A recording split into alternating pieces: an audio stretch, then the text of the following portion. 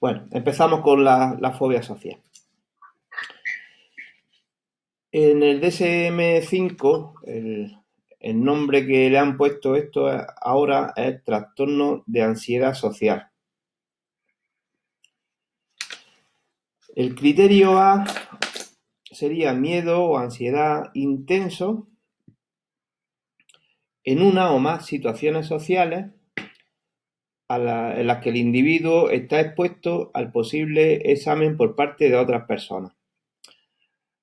Es decir, por un lado hay miedo o ansiedad social en situaciones sociales, pero lo que añade el DSM-5 es que la persona en esas situaciones como que se ve expuesto a la posible evaluación, normalmente la evaluación negativa que pueden hacer esas personas.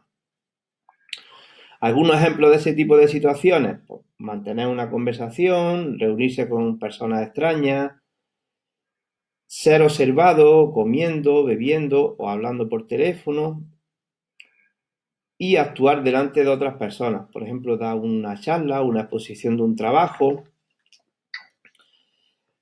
Aquí incluye una de las variables que se medían en algunos cuestionarios, por ejemplo, el cuestionario de fobia social, la escala de fobia social,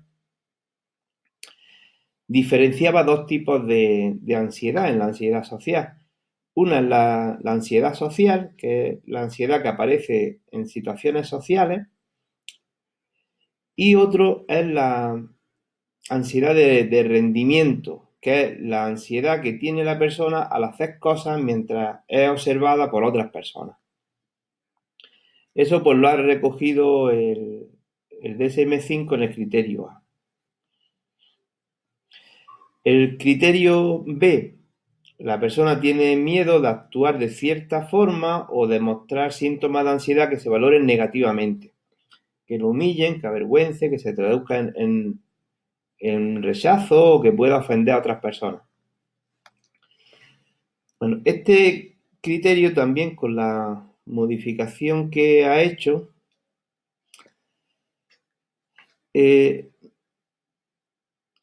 realmente es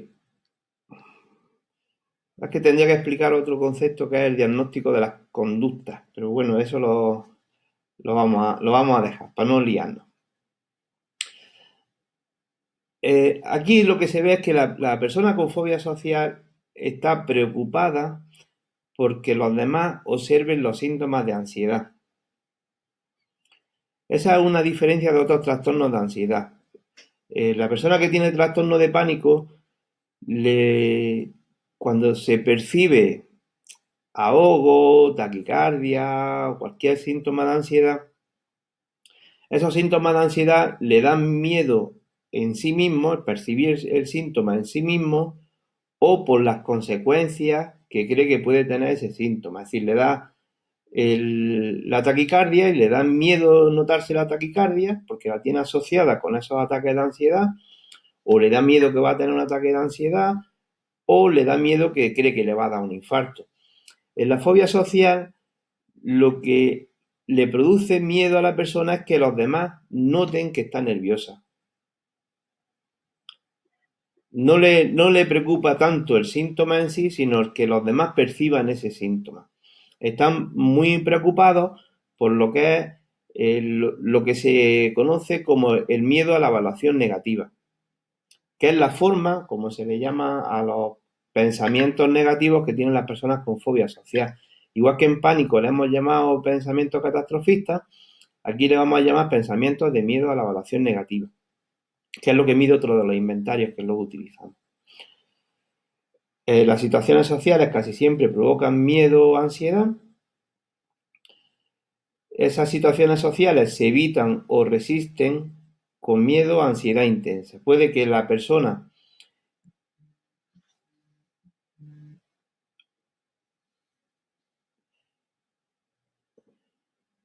Sí, que me entra una llamada. Como no puedo restringir las llamadas y al mismo tiempo usar el móvil. Bueno, aquí están los comportamientos de evitación de las situaciones sociales. puede que la persona evite las situaciones sociales o puede que la persona se exponga a las situaciones sociales a pesar de la ansiedad. Esto es lo que se conoce en fobia social como los realizadores ansiosos. Hacen las cosas que le producen ansiedad a pesar de esa ansiedad. Tienen menos conductas de evitación. Aquí, como veis, como una persona con fobia social, el hecho de estar acompañada o llevar un amuleto no le supone realmente una reducción de la ansiedad. Si tú tienes que dar una conferencia, te va a dar igual darla sola que darla acompañada. En el pánico agorafobia es diferente. Sí puede haber conductas agorafóbicas que la persona se exponga a ellas con menos ansiedad yendo acompañada. En fobia social no. En fobia social lo que sí se puede dar es la evitación pasiva. Es que la persona, por ejemplo, lo que le produce más miedo es interaccionar con otras personas mientras es observada por esas personas. Entonces va a una fiesta, se sienta, por ejemplo, en la barra del bar, pero no interacciona con nadie. Eso sería la evitación pasiva. Aparentemente se ha expuesto a la situación social y está en esa situación social que le produce ansiedad, pero no interactúa con nadie, que es lo que realmente le produce ansiedad. Esa es la evitación pasiva en fobia social. El miedo y la ansiedad son desproporcionadas a la amenaza real planteada por la situación social y al contexto sociocultural. Esta es también una variable sociocultural y, bueno, pues tiene que ser un miedo o ansiedad desproporcionado a todas las personas. Si tienen que dar una conferencia por primera vez en un congreso, pues eso le va a producir un poco de ansiedad o de miedo. Pero en fobia social hay una desproporción de ese miedo. El miedo, la ansiedad o la evitación es persistente y dura típicamente 6 o más meses. Aquí tenemos un criterio de duración para poder diagnosticar ansiedad social, que es una duración de mínima de 6 meses. Causa un malestar clínicamente significativo, un deterioro en lo social, laboral u otras áreas importantes de la vida. Este es el criterio que se tiene que dar en todos los trastornos para ser considerados trastornos. Y bueno, ya hay unos criterios de exclusión, por ejemplo, que no se deba a los efectos fisiológicos de una sustancia o a una enfermedad médica, que el miedo, la ansiedad, la evitación no se explique mejor por los síntomas de otros trastornos mentales. Esto ya es una cuestión de el criterio H de que no se deba a los efectos de una sustancia y el criterio I de que no se explique mejor por los síntomas de otros trastornos. Eso nos llevaría al concepto del diagnóstico diferencial. Es decir, habría que hacer un diagnóstico diferencial con aquellas enfermedades o medicamentos que puedan producir este tipo de síntomas o con otros trastornos que también pueden producir ansiedad social. Aquí el diagnóstico diferencial hay que irnos porque en fobia social lo que hay es evitación de situaciones sociales. Lo que hay que ver para diferenciar de otros trastornos es por qué la persona evita esa situación social. ¿Una persona con depresión evita situaciones sociales? Sí. Incluso hasta de estar con la propia familia. Pero si le preguntamos a una persona con depresión, oye, ¿y por qué no quieres quedar con tu amiga? ¿Qué os va a decir? Porque no me apetece, no tengo ganas. Incluso algunas personas que tienen depresión pueden evitar situaciones sociales porque tienen como miedo a que notan que está mal, le vean que la cara, le pregunten qué le pasa. Hay como un miedo a que las personas piensen que tienen una enfermedad mental en general, ¿no? Pero no es el miedo a la evaluación negativa de la fobia social. Una persona con esquizofrenia paranoide que piense que las personas la persiguen para hacerle algún daño, va a evitar también situaciones sociales. ¿Pero por qué evita las situaciones sociales? Cuando le preguntamos la razón es porque pues, le van a hacer daño, la van a secuestrar o cosas así de ese tipo, o le van a leer el pensamiento.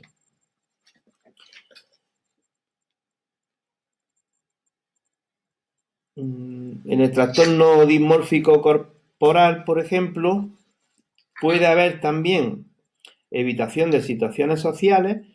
La persona, por ejemplo, cree que tiene una nariz deformada y entonces tiene miedo a las situaciones sociales porque piensa que la van a rechazar, que van a quedarse mirando a su nariz, pero es por esa razón, ¿no? Y luego en el autismo, pues por falta de interés en las situaciones sociales.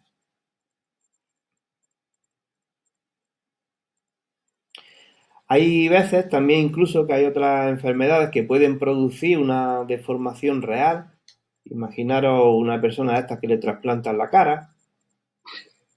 Que bueno, no hay mucha, una persona con quemadura, con algún defecto muy visible en la cara, una mujer con una cicatriz grande en la cara, o la boca deformada, o un ojo, una cosa así.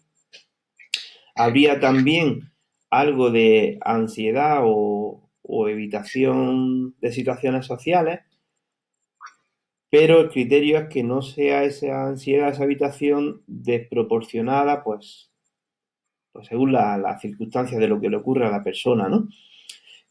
En esos casos, si es un caso así, en el que hay una deformación y hay una evitación desproporcionada, no se consideraría fobia social,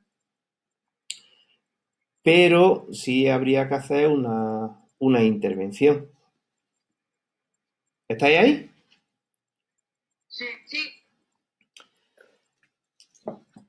Bueno, vamos a ver eso respecto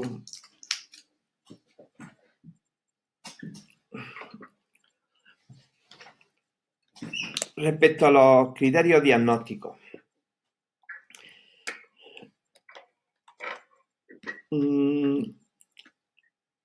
Vamos a un poquito de diagnóstico de las conductas.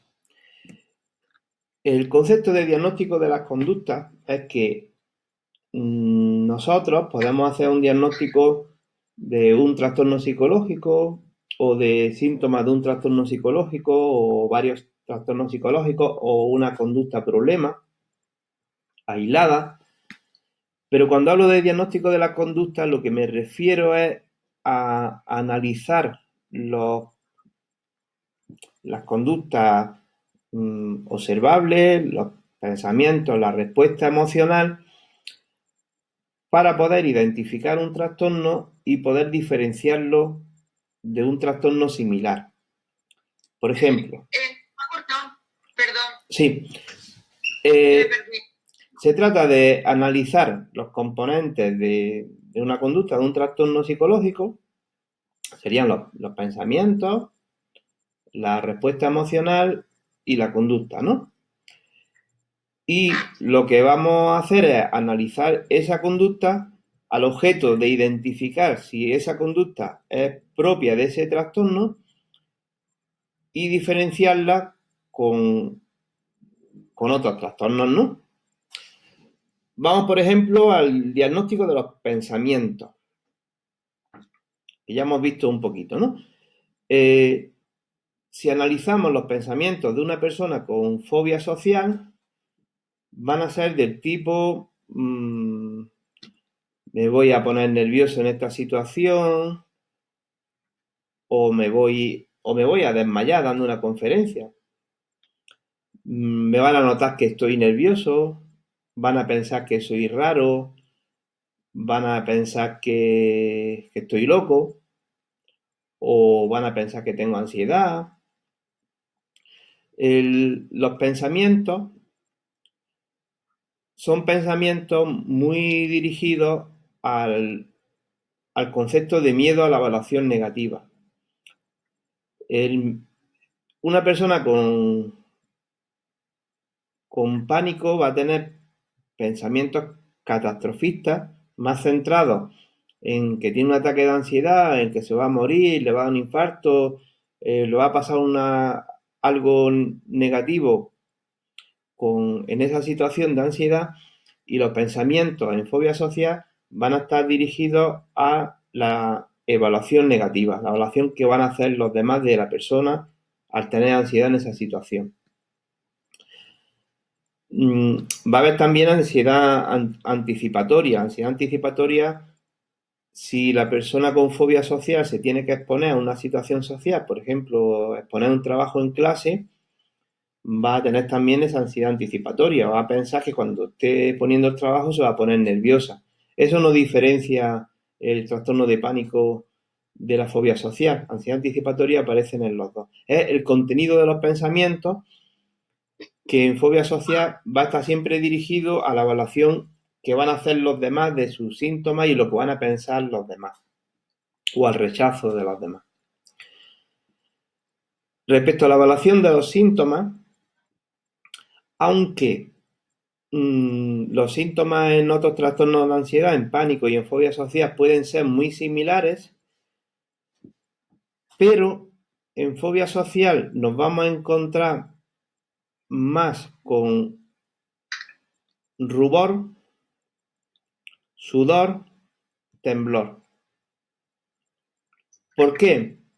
Porque son síntomas que son más observables por los demás.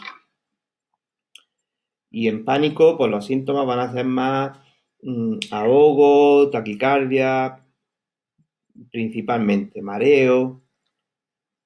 Es decir, que viendo los síntomas que presenta la persona con fobia social, eso nos ayuda a realizar diagnóstico de fobia social y a diferenciarlo con otra persona. De forma que si la persona creemos que tiene fobia social y al hacer el diagnóstico de los síntomas, el diagnóstico de la respuesta emocional en este caso, en lugar de tener rubor, sudor y temblor, lo que tiene es taquicardia, ahogo y mareo, eso nos puede hacer pensar que a lo mejor no es tanto fobia social. ¿Me explico? ¿O no? Sí, sí, sí. Pero, ¿y si aún así teniendo más taquicardia o tal, los pensamientos siguen siendo hacia los demás? O sea, por el miedo a lo que piensen los demás, también podemos pensar que puede ser pánico. Vamos a ver. El diagnóstico de las conductas nos ayuda a confirmar un diagnóstico junto a las demás evaluaciones que se hacen, ¿no?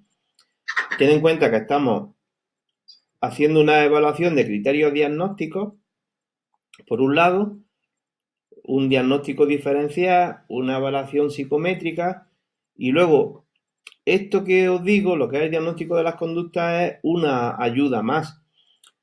Depende de los resultados que obtengamos con las demás evaluaciones, pero siempre nos podemos encontrar, en el caso que has dicho, que sea fobia social, y sea fobia social en la que los ataques de ansiedad se produzcan solo en situaciones, perdón, puede ser trastorno de pánico y que los ataques de ansiedad se produzcan solo en situaciones sociales y se trataría de una manera, o puede ser fobia social en la que haya habido algún ataque de pánico.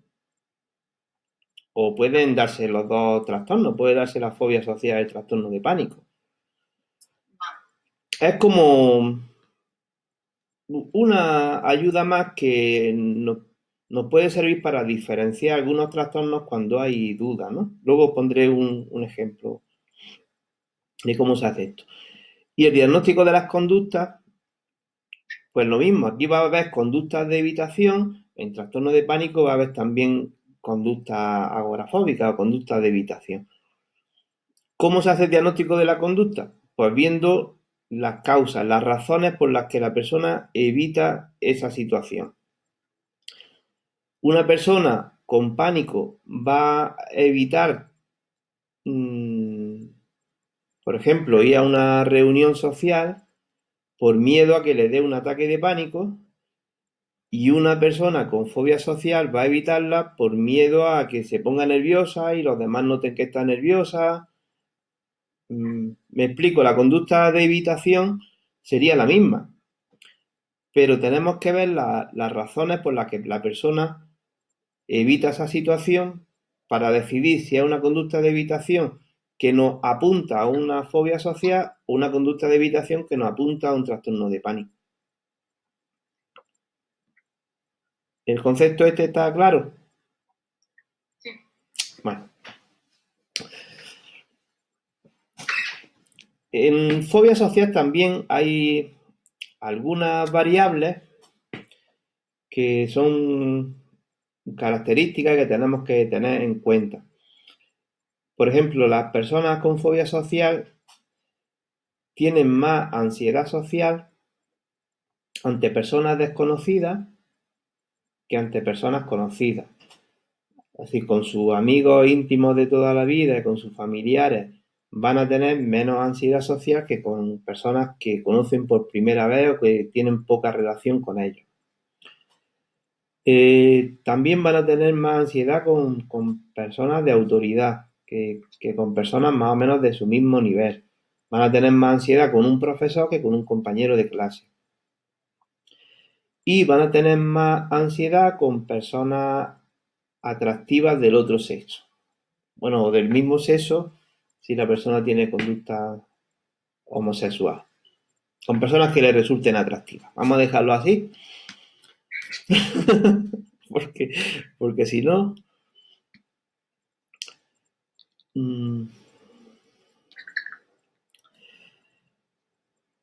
En,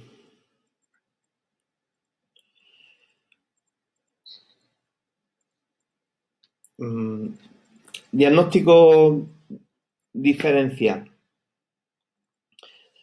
En primer lugar, hay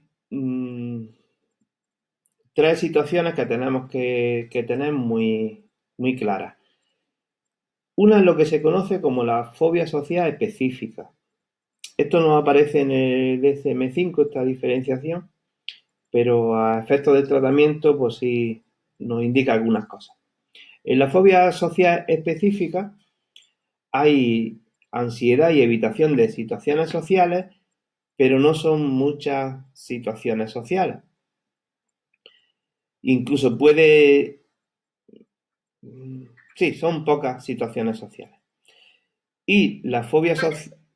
Puede ¿Sí? ser una, por ejemplo, que solo tenga un miedo intenso a hacer exposiciones en clase o algo así.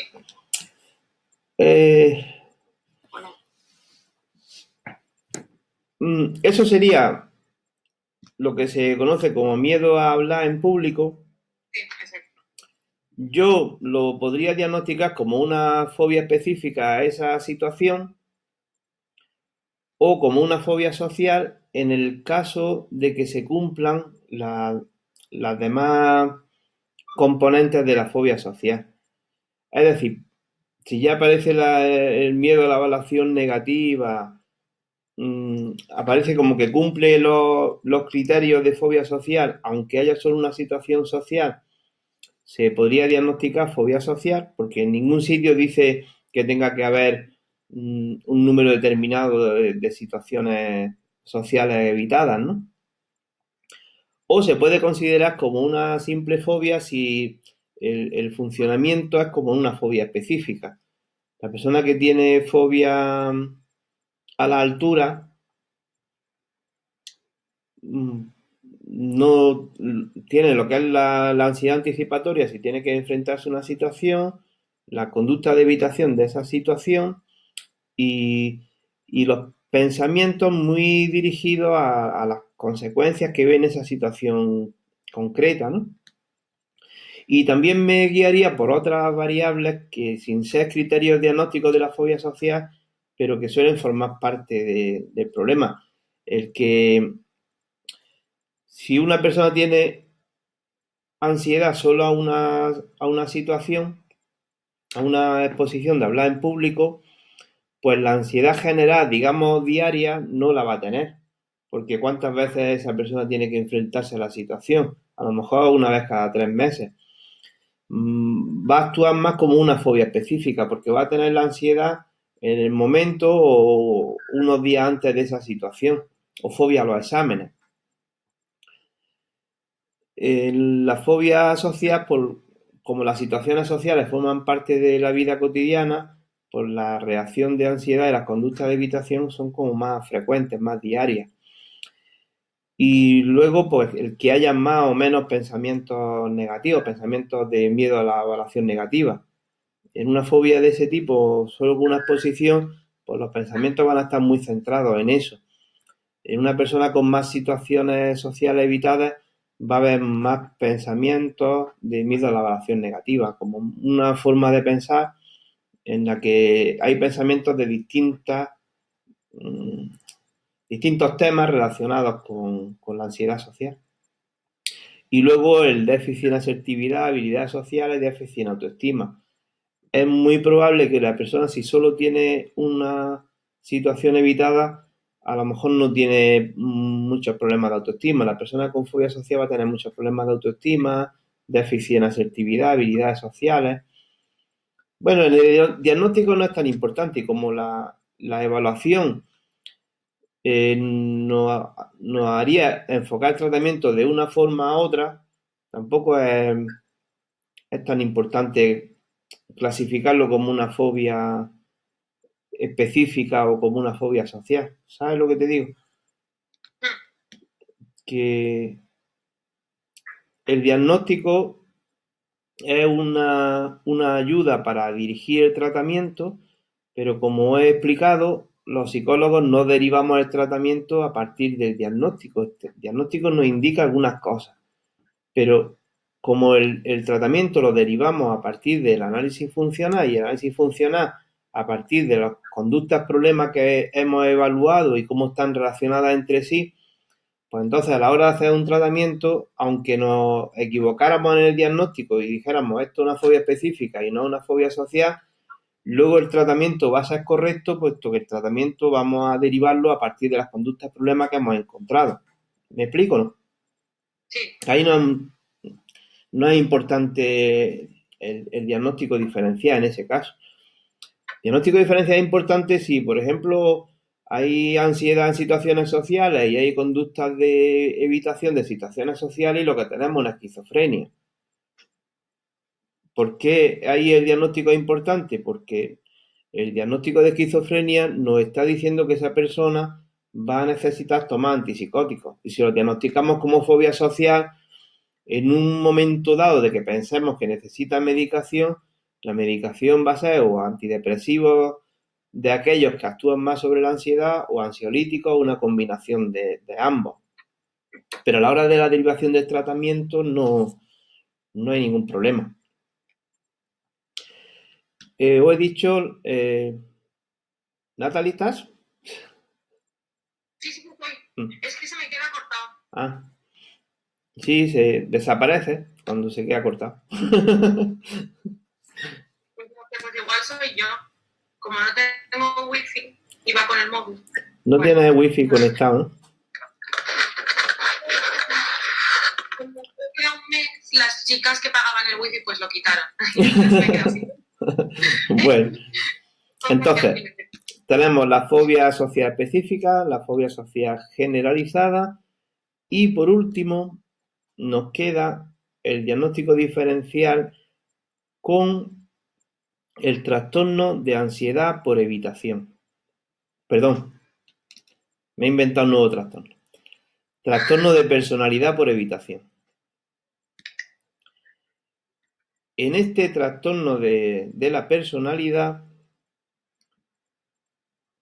aparentemente, evaluando la conducta de la persona, va a ser muy fácilmente confundible con la fobia social generalizada.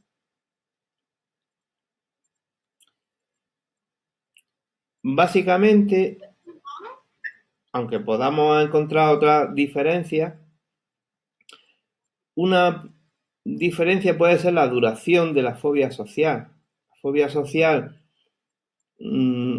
algunas veces pasa por una timidez en la adolescencia y luego se desarrolla la fobia social al final de la adolescencia, a principios de la vida adulta. El trastorno de personalidad pues, que también puede aparecer en la adolescencia, a principios de la vida adulta. Por ahí sería difícil diferenciarlo. Los trastornos de personalidad, como sabéis, afectan más a la globalidad de la persona, a la forma de pensar, de reaccionar, de comportarse. Pero la fobia social generalizada también afecta a la globalidad de la persona. Tampoco va la diferencia teniendo eso en cuenta. Realmente, la única diferencia clara entre la fobia social generalizada y el trastorno de personalidad por evitación es que la persona con fobia social, aunque sea fobia social generalizada, busca y desea el contacto social, busca y desea las relaciones sociales. Quiere relacionarse con los demás, pero esa ansiedad le hace evitar las relaciones con los demás, pero sí quiere relacionarse con los demás. La persona con trastorno de personalidad por evitación no desea las relaciones con los demás ni le interesan los demás. ¿Vale? Esa es la principal y única diferencia entre esos dos trastornos.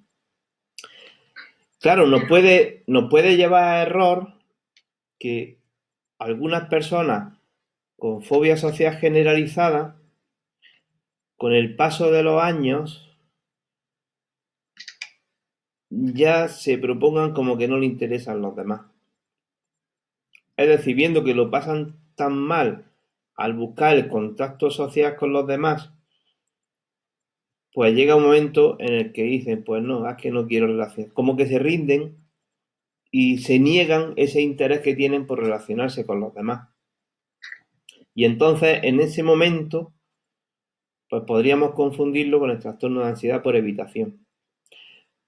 Pero la diferencia está ahí siempre, es en ese momento, es después de un proceso de años en los que la persona ha buscado el contacto con los demás y ha visto que no, que al final eran más las consecuencias negativas que las positivas, pues entonces es cuando la persona dejaría de ponerse ese objetivo.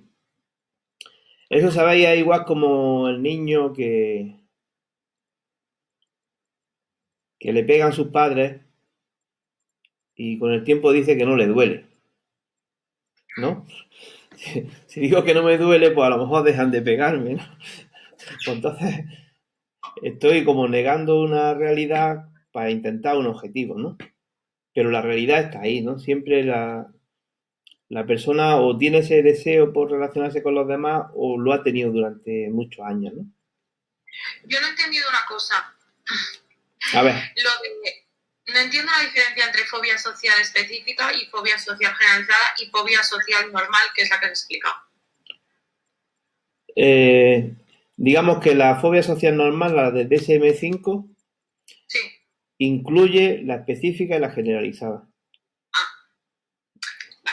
Entonces, simplemente esa diferencia nos hace ver como que el tratamiento de la fobia social específica va a ser más fácil. Hay menos situaciones sociales, hay un comportamiento menos generalizado, menos globalizado, y el tratamiento va a ser más breve en el tiempo y más fácil. En la generalizada pues va a ser más complicado porque hay muchas situaciones sociales, muchas conductas de evitación, pero los dos se pone diagnóstico de fobia social o trastorno por ansiedad social.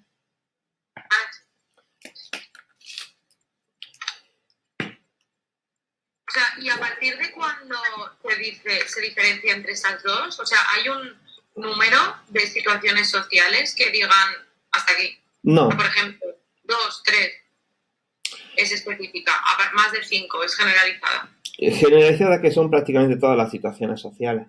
Y específicas pues son menos.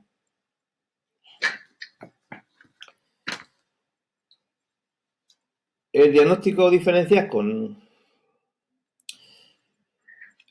Bueno, hay una cosa que no viene aquí que es muy importante. La dependencia al alcohol. ¿no? La dependencia al alcohol. Nos podemos encontrar personas con dependencia al alcohol y esa dependencia al alcohol se ha desarrollado a partir de una fobia social.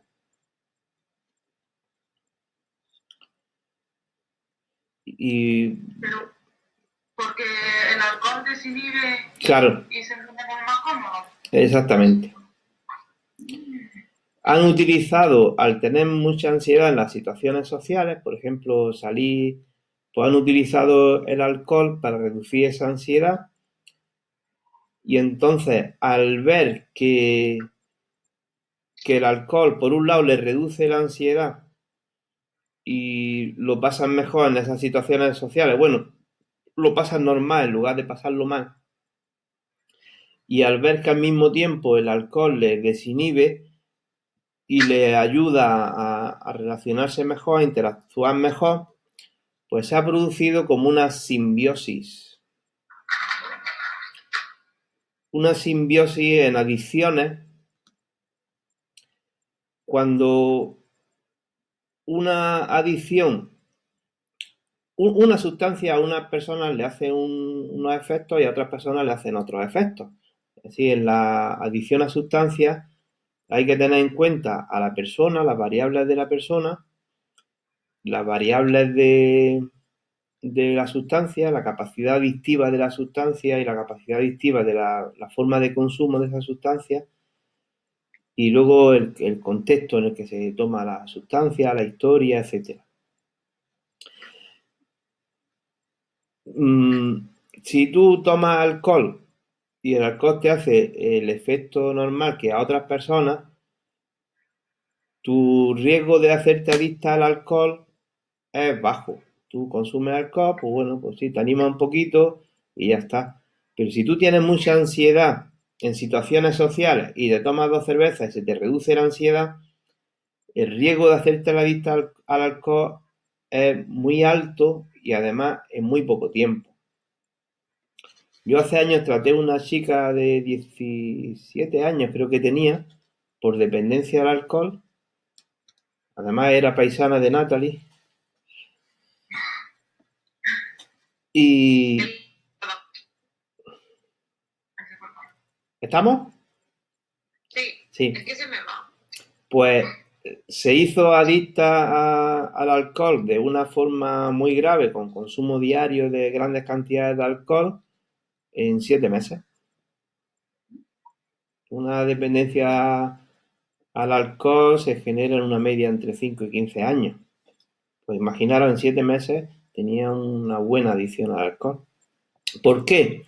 Porque tenía fobia social, se vino a vivir aquí a Granada de Barcelona, el cambio de contexto, el cambio de instituto, todas las cosas esas, con la ansiedad social que tenía, pues empezó a recurrir al alcohol, el alcohol le quitaba todo ese malestar, pues a una adicción que se genera en poco tiempo, ¿no? Eso no es de diagnóstico, en todo caso sería de diagnóstico diferencial de las adicciones, ¿no? Sobre todo de la adicción al alcohol, principalmente. En, y habría que tenerlo en cuenta en un tratamiento de la adicción al alcohol, que es que cuando nosotros empezamos a reducir el consumo de alcohol, a eliminar el consumo de alcohol, va a aparecer el trastorno ese que estaba ahí, digamos, tapado por el alcohol, y va a haber que tratar la fobia social. La fobia social también puede producir una adicción a las benzodiazepinas. La persona ha observado que se toma un tranquilizante antes de una situación social y eso le reduce la ansiedad. Y entonces, en lugar de tomarse el tratamiento como se lo han mandado, a lo mejor lo han mandado 3 al día, vamos a poner 3 lorazepam al día. O como un caso que tuve de fobia social con adicción al tranquimacín. Ah, sí.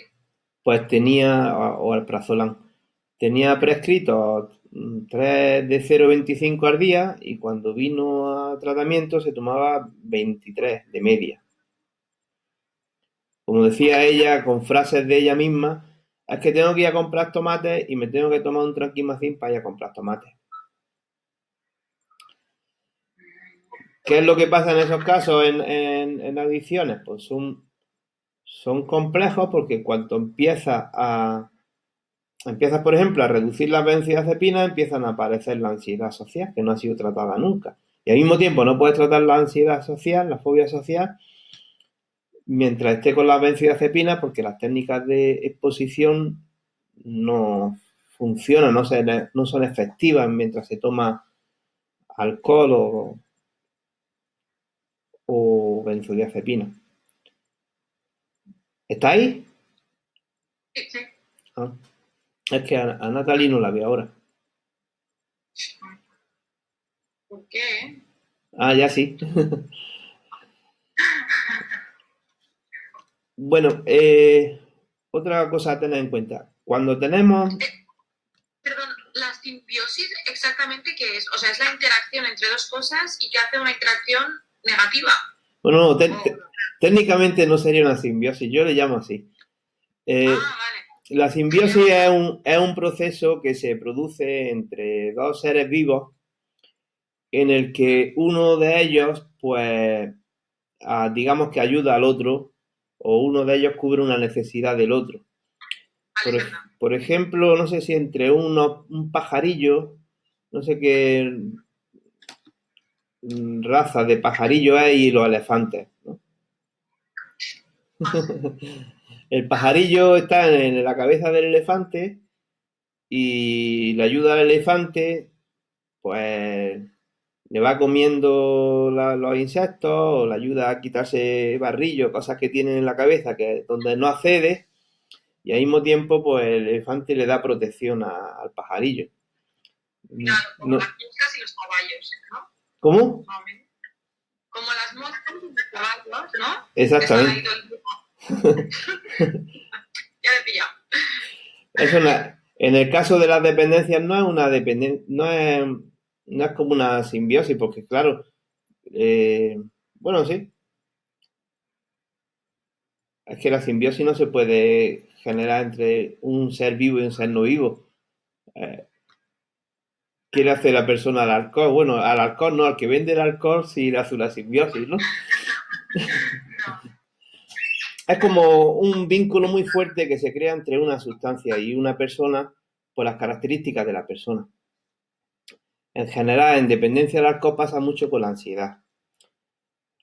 Una, lo tenemos que tener en cuenta no solo en adicciones, sino también en el tratamiento de los trastornos psicológicos. Las personas con trastornos de estrés postraumático también hay mucho riesgo de que desarrollen dependencia al alcohol. Las personas con fobia social. Las personas con pánico no, porque le dan miedo de que el alcohol les pueda producir síntomas negativos. Pero en fobia social y estrés postraumático, quizás puede pasar también en ansiedad generalizada. Nos podemos encontrar con esto, con la dependencia del alcohol o con la dependencia de la benzodiazepina.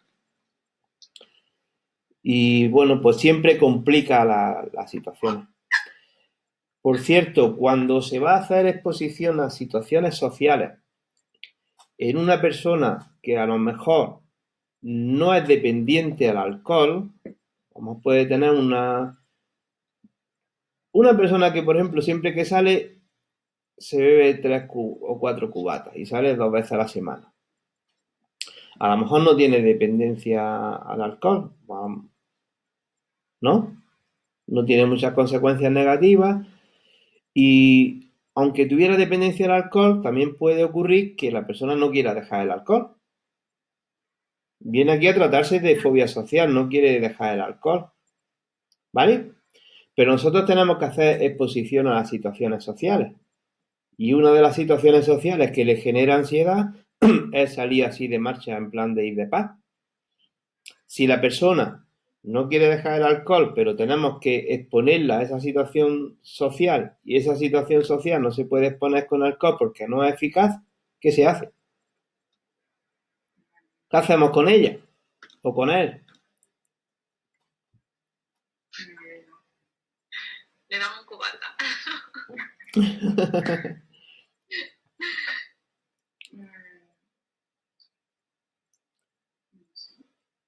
Bueno, esto sí es importante. Es muy sencillo. Nosotros sabemos que la duración de la exposición que necesitamos es una hora y un máximo mínimo de 25 minutos para que la exposición sea eficaz. Una exposición de 40-45 minutos puede estar bien. Entonces, la pauta que se le daría a esta persona, como he dicho, insisto, es que no quiere dejar de beber y tiene asociado a beber cuando sale y no quiere, nosotros no podemos obligarla a dejar de beber, ¿vale? No estoy defendiendo que venga aquí la persona con conducta alcohólica, no, tú sigues bebiendo, sino que es que la persona no quiere dejar de beber o porque no tiene dependencia o porque teniendo dependencia no quiere dejarlo, pero sí quiere tratar la fobia social, que es lo que no ha solicitado a nosotros. Ten en cuenta que nosotros no estamos aquí para cambiar la vida de las personas y ponerla a nuestro gusto o como nosotros pensamos que debería ser su vida, sino para ayudarlas en las cosas que nos demanden, que quieran cambiar. Habrá cosas que quieran cambiar y habrá cosas que no quieran cambiar. Esto se ve muy Yo tengo fácil. una cosa. Puede venir una persona con depresión para tratarse la depresión y se fuma un paquete y medio de tabaco al día. Pero nosotros no podemos obligarla a dejar el tabaco. Lo más que podemos hacer es decirle, pues yo creo que usted esto no es bueno para la salud y tenemos un tratamiento que podríamos llevar a cabo. Y la persona dirá que sí o dirá que no, ¿vale? Vale. Pero una cosa, si por ejemplo, la expones sin el alcohol durante 40, ¿no? Un minuto o una hora, pero luego ella en la situación real, cuando sea sin el terapeuta y se vaya a poner a una situación social, como salir de fiesta, para que le sea eficaz o lo ponga, ¿no?, a prueba, haga las tareas para casa. Es posible. Tendría que hacer también los primeros minutos o la primera hora sin beber, ¿no? Sí, Porque si no, no lo entiendo. esa es la pauta que se usa en esos casos concretos. eh, es que cuando salga, tome una bebida sin alcohol y ya a partir de mínimo 45 minutos ya pues bebería lo que esa persona bebe cuando sale. Claro, una vez que se ha reducido la ansiedad social en esa situación, una vez que se ha hecho el tratamiento de exposición, a lo mejor dura un mes o 2 meses o así,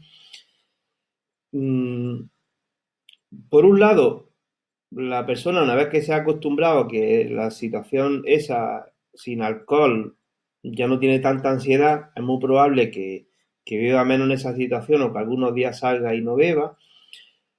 Lo que sí, a efectos de mantenimiento, si la persona después de hacer la exposición vuelve otra vez a beber desde el principio, pues esa ansiedad podría volver a reaparecer, ¿no? Tendría como que mantener esa costumbre, por lo menos, de hacerlo algunas veces, o incluso algunas veces salir sin beber nada, y otras veces pues beber lo que bebe normalmente, y otras veces beber, pero después de estar en la situación un tiempo, no desde el principio.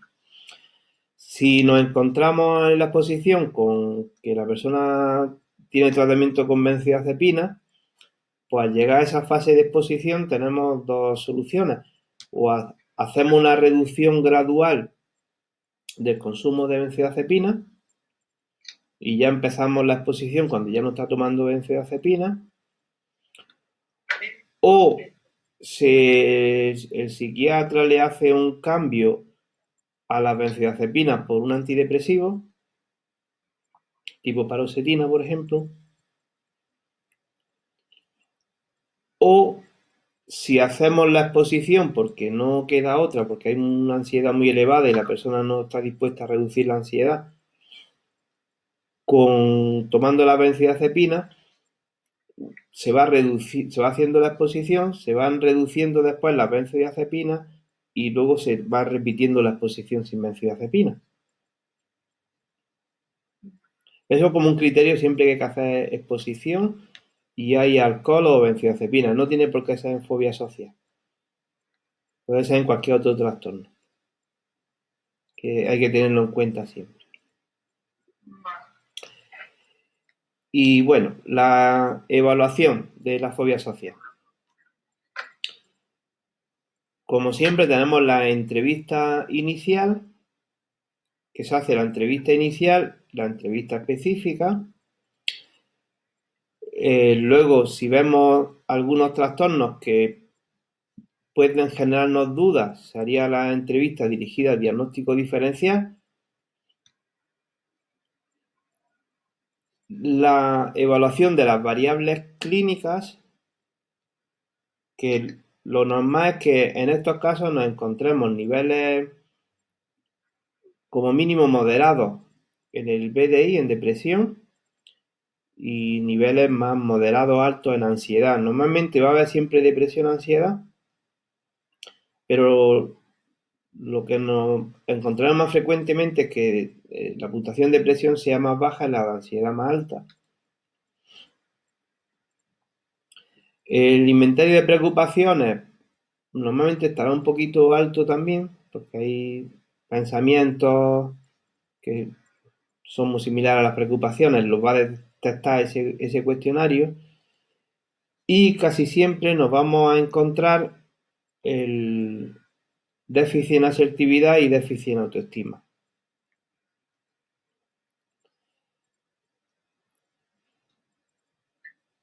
Luego la evaluación específica, se pasan unos cuestionarios. Eso Cristina lo estuvo viendo en una evaluación que vimos el caso aquí. Viste lo que es la evaluación específica psicométrica de la fobia social. La escala de fobia social. Esta escala pues tiene una puntuación en ansiedad social y una puntuación en ansiedad de rendimiento, y nos diferencia lo que es ansiedad, es decir, hay una lista de situaciones y nos tiene que puntuar, por un lado, la ansiedad que tendría en esas situaciones, y por otro lado, la evitación, el grado en que evitaría cada una de esas situaciones. Entonces nos da... ¿Cómo? ¿Cómo se llama? ¿Escala de qué? Escala de fobia social. Ah, vale. Que tiene unos nombres raros, Borkove o una cosa así. Lobovi, es que no sé cómo se pronuncian, son nombres, no son ni siquiera ingleses. Lobovi y Borkove. Eso que me pasaste, ¿no, Cristina? Sí, ahí viene un poco lo que me explicó Antonio, pero sin entrar en tanto detalle. Vale, pero es que está el nombre, que estaba luego la escala breve también. Exactamente. En la escala de fobia social vamos a ver, por un lado, el número de situaciones que le producen ansiedad, la puntuación que tiene en ansiedad social, que puede ser más o menos alta, esa diferencia entre ansiedad social o ansiedad de rendimiento para ver cuál de ellas es la que está predominando, y luego hacemos una comparación también con la puntuación que tiene en ansiedad y en evitación. Y ahí nos podemos encontrar varios resultados. Puede ser que lo normal es que haya elevada ansiedad y haya elevada evitación. Eso sería lo más frecuente y lo más lógico. Pero puede que haya mucha ansiedad y poca evitación. Serían realizadores ansiosos. O también podría ocurrir lo contrario, que haya mucha evitación y poca ansiedad. Estos son personas que tienen un concepto que se utiliza más en pánico, que se llama sensibilidad a la ansiedad. Son personas que se quejan mucho de la ansiedad, tengo mucha ansiedad, tienen mucho miedo a la ansiedad, tal y cual, y cuando les pasa el baile de ansiedad, te puntúan puntuaciones muy bajas. Es más la sensación subjetiva de ansiedad, como que le dan mucha importancia y le afecta mucho el tener niveles bajos de ansiedad.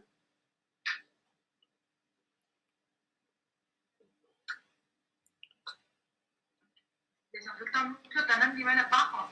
Tener niveles bajos de ansiedad le afectan mucho. Es decir, se quejan de la ansiedad con una puntuación en el BAI de 10, como una persona con una puntuación de 40. Es un concepto que se llama sensibilidad a la ansiedad, como que te has sensibilizado con ese estímulo y ese estímulo pues te produce mucho malestar. Hay dos procedimientos básicos, son la sensibilización y la habituación. ¿Lo habéis estudiado eso en la carrera? Sí, Que se estudió con la ameba. En la habituación es lo que se basa la exposición. Cuando tú expones un estímulo a una persona con una duración determinada y un número determinado de veces, pues se produce la habituación. Es el efecto que buscamos con la exposición. Y la sensibilización es el contrario. La sensibilización la producen estímulos más bien inesperados, muy intensos y breves en el tiempo. Son susceptibles de producir sensibilización. Y la habituación lo contrario, estímulos más esperados, más tenues y de más duración. La generalización del estímulo también es un concepto que hay que tener en cuenta en todos los trastornos de ansiedad y en las fobias. ¿Sabéis lo que es la generalización del estímulo? sí, que se generalizan otros estímulos que son parecidos Exactamente. al que tienen. Claro, es una de las variables que hace que se produzca una fobia social. Probablemente empezó con ansiedad en una situación y se fue generalizando. ¿Qué es lo que facilita la generalización? El parecido entre los estímulos más parecidos, más posibilidad de generalización. Son conceptos teóricos que luego a la hora de la práctica hay que tenerlos en cuenta, porque en eso se basa todo esto. Luego se usa la escala breve de fobia social. La escala breve de fobia social tiene un número limitado de situaciones sociales. Son muchas menos que la escala de fobia social. Pero son, digamos, las más prototípicas. Es igual que cuando hacemos la evaluación del pánico, que os expliqué, el cuestionario de creencias de pánico y el inventario de cogniciones. El inventario de cogniciones tiene menos pensamientos, pero más prototípicos de pánico. Aquí ocurre igual. Entonces, también nos va a diferenciar entre ansiedad y evitación, de lo que sacamos la misma información que en el otro he comentado, lo que no diferencia ansiedad de rendimiento y ansiedad social. Y luego también tiene que puntuar la persona la frecuencia con la que ha tenido unos síntomas. También ver la existencia de síntomas fisiológicos, que eso no lo evalúa el otro test. Por eso se complementa. Rubor, sudor, temblor y calor, creo que son los 4 que evalúa. Luego la escala de miedo a la evaluación negativa. El miedo a la evaluación negativa es lo que nos va a ayudar a diferenciar que estamos ante una fobia social. ¿Vale? Por eso es muy importante. Si la persona tiene ansiedad social, pero luego en evaluación negativa puntúa muy bajo, es muy probable que a lo mejor no sea fobia social. La escala de timidez de Check y Bus también nos complementa un poquito la evaluación y ya está. Que no estamos hablando de evaluación de la fobia social. Vemos la evaluación de la fobia social y os leéis cualquier libro, veréis un montón de test. Son los test que utilizo yo en la práctica real para que me ayude al diseño de tratamiento. No necesito más. Se podría necesitar, en caso de duda de que haya algún trastorno de personalidad, el Milon, pero que eso es poco frecuente que se utilice. Y respecto al protocolo de tratamiento,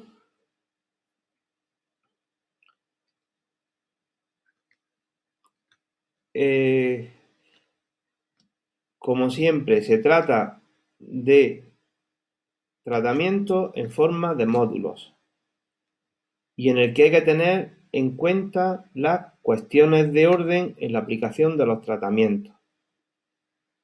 Esto lo introduje, ¿no? Aunque no lo hemos hablado en profundidad, pero ya lo iremos viendo. ¿Qué quiere decir tratamiento en forma de módulos? Pues que tenemos un protocolo para aplicar en fobia social formado por unos módulos de tratamiento. Habrá, por ejemplo, un módulo de tratamiento de entrenamiento en autoestima. Y luego nosotros decidimos si cada módulo se aplica o no en función de que sea necesario, por los resultados de la evaluación y análisis funcional. Y las cuestiones de orden en la aplicación de los tratamientos quiere decir que el tratamiento hay que aplicarlo nos va a decir en qué orden y cuando uno o dos módulos se van a aplicar juntos.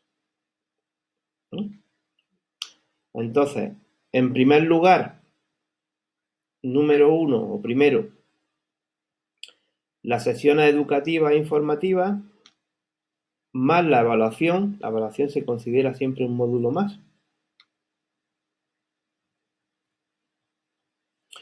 Las sesiones educativas se usa un material de autoayuda, capítulos que se le van entregando a la persona semanalmente. Normalmente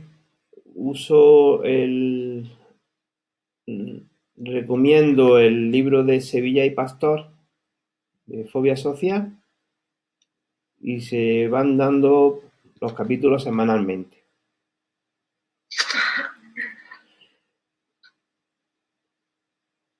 Lo normal se dan los primeros capítulos, luego ya hay un capítulo que es sobre la terapia cognitiva de la fobia social y ese se daría cuando ya vamos a aplicar la terapia cognitiva, antes de la terapia cognitiva.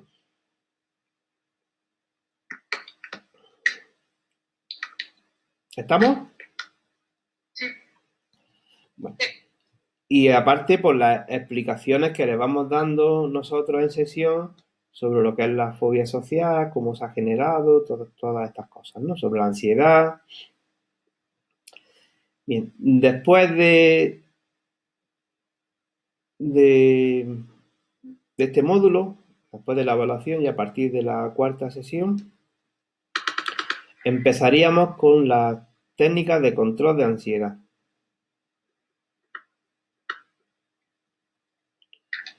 En este caso, no es igual que en pánico, que las técnicas de control de ansiedad pueden interferir con los resultados de la exposición, esas conductas de evitación, y entonces se utilizan después, justo al final. Aquí lo vamos a hacer antes. ¿Por qué? Porque las personas con fobia social tienen una elevada activación fisiológica y síntomas que tienen mucho miedo de que los perciban los demás. Entonces hay que bajar esa activación. Técnicas de control de ansiedad.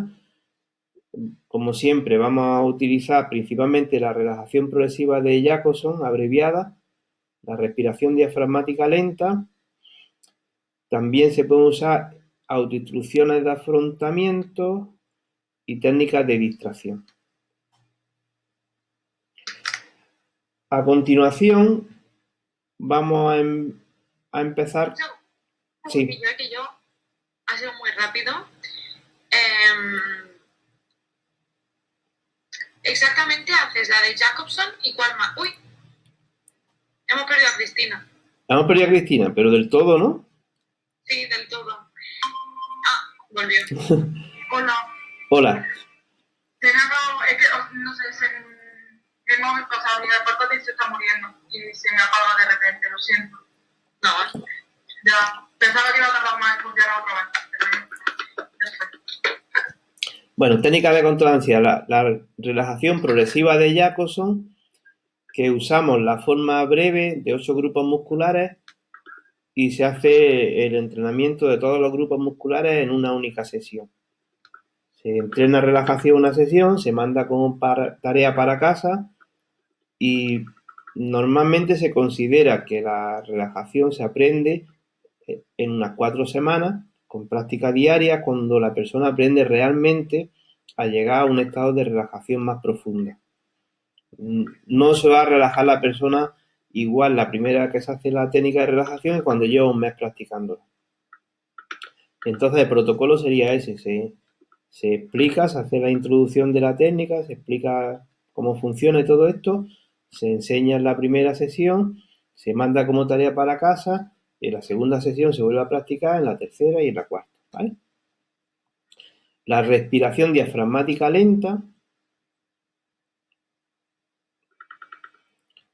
La ventaja que tiene la respiración diafragmática lenta respecto a la relajación de Jacobson. La relajación de Jacobson requiere un tiempo, un espacio, un lugar. Está la persona, digamos, sola y sin ruido y cosas así en su casa y dedicarle a eso unos 20 minutos. La relajación que se consigue es más potente. Pero la respiración diafragmática lenta, una vez que la persona aprende a hacerla, pues la puede hacer en cualquier lugar y momento, puede estar viendo la tele y haciendo respiración diafragmática lenta. Puede ir en el autobús sentada y puede estar haciendo respiración diafragmática lenta o en clase. Es decir, la puede hacer sin que nadie observe lo que está haciendo y se puede estar relajando en los momentos que quiera del día y en los lugares que quiera. Y luego las técnicas de distracción por una situación así de mucha ansiedad, que sería o describir físicamente cualquier objeto del entorno o contar de 3 en 3 hacia atrás, por ejemplo, de 100 hacia atrás, de 3 en 3, para momentos así de mucha ansiedad.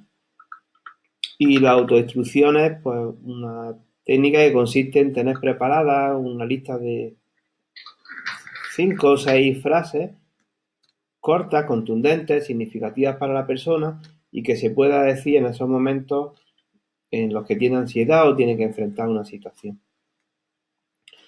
A continuación, el tercer módulo de tratamiento sería el entrenamiento en habilidades sociales, asertividad y el entrenamiento en autoestima. En este caso, los dos juntos. ¿Por qué se hacen juntos? Porque tienen un efecto de interacción positiva cuando se hacen juntos. Es más eficaz que si hacemos primero la asertividad y a los 2 meses, cuando hemos terminado, empezamos autoestima. Es más eficaz llevarlos simultáneamente, esos dos módulos. ¿Por qué? Cuando la persona mejora sus habilidades sociales, sus niveles de asertividad, pues se siente mejor, su autoestima mejora al verse que resuelve las situaciones sociales con más eficacia. Y al mismo tiempo, cuando la persona...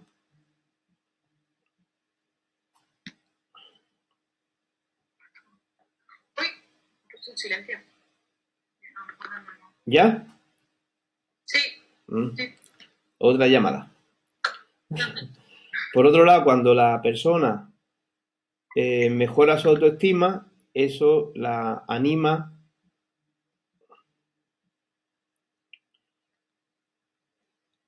Otra vez, no para de llamarle. Esa es mi niña. Esa llama 2 o 3 veces seguidas. Hay que ver, ¿eh? Me llama 2 o 3 veces. No, y espérate.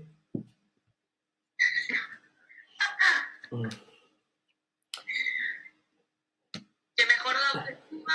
Cuando mejora la autoestima, al mismo tiempo eso le anima a enfrentarse, a poner en práctica habilidades sociales o ser más asertiva, ¿no? Bueno, después de eso ya haríamos la exposición a situaciones sociales, que es la exposición gradual en vivo, comprensión de respuesta, junto a la terapia cognitiva de los pensamientos negativos. En este caso se hace junto también la terapia cognitiva junto a la exposición. La persona tiene un autorregistro en el que tiene la situación social, el nivel de ansiedad que le ha producido y los pensamientos que ha tenido en esa situación. Y entonces cuando hace sus tareas de exposición, pues luego en las sesiones nosotros vamos trabajando la terapia cognitiva de esos pensamientos. Se hace simultáneamente, a diferencia de en el pánico, que se hace al final, después de la exposición. Se hace la exposición a pelo, a la conducta agorafóbica y luego la terapia cognitiva. Igualmente, porque la terapia cognitiva entiendo que interfiere con los resultados de la exposición en pánico, pero aquí no, aquí facilita la exposición. En la medida en que los pensamientos negativos van disminuyendo, será posible.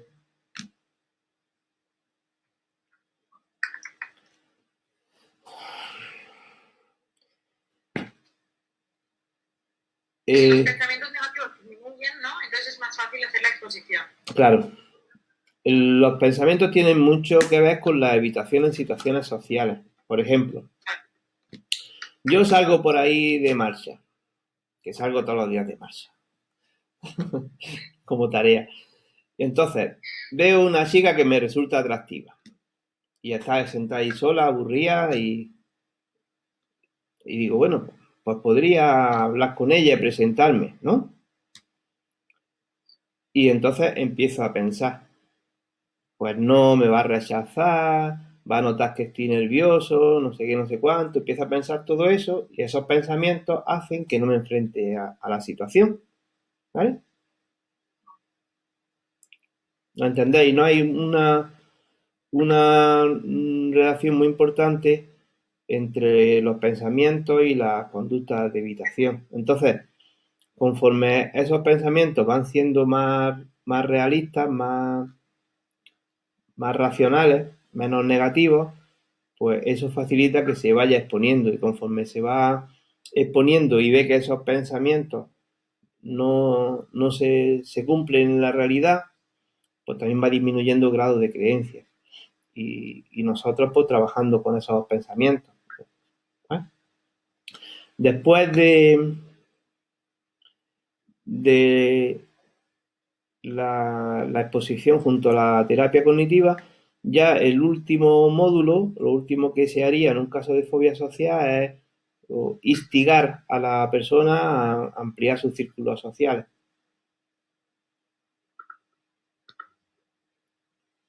Ya puede ser porque si le gusta el senderismo, pues apunta a un grupo de senderismo, que recupere el contacto, que no diga tanto que no a situaciones sociales que le ofrezcan, o que haga un cursillo para conocer gente, se apunta a gimnasio, es decir, formas más o menos naturales de que la persona pues tenga más situaciones sociales. Y ya está, con eso está todo terminado. ¿Qué os parece la fobia social? ¿Qué? Todo esto. ¿Cómo? Que todo esto es para nuestro artículo, digo. Esta vez ha venido por adelantado, ¿no?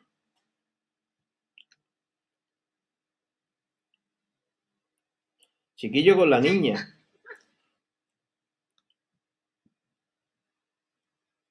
Y llama otra vez seguía. ¿Me permitís que se lo coja un poco? Raquel, vamos a ver, ¿cómo se te ocurre llamarme 7 veces si ves que no puedo coger el teléfono? Porque es importante. ¿Qué es lo que es importante? ¿Me habéis escuchado la bronca?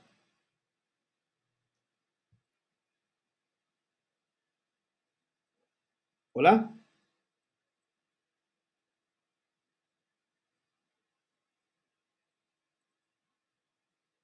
¿Me oís?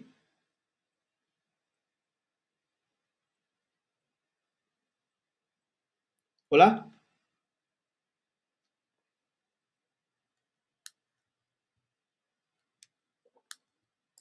¿Hola?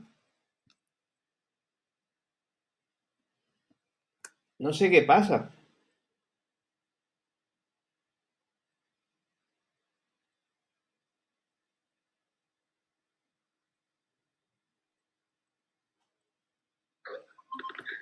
¿Hola? Hola, ahora sí. Bueno, ¿que alguna duda con esto?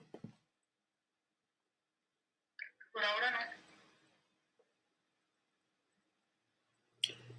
Bueno,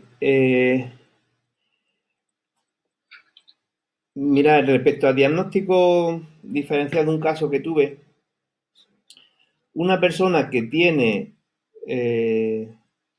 ansiedad, ataques de pánico, pero esos ataques de pánico son solo en situaciones sociales. Por ejemplo, cuando tiene que ir a comer a casa era una chica, a casa de su suegro.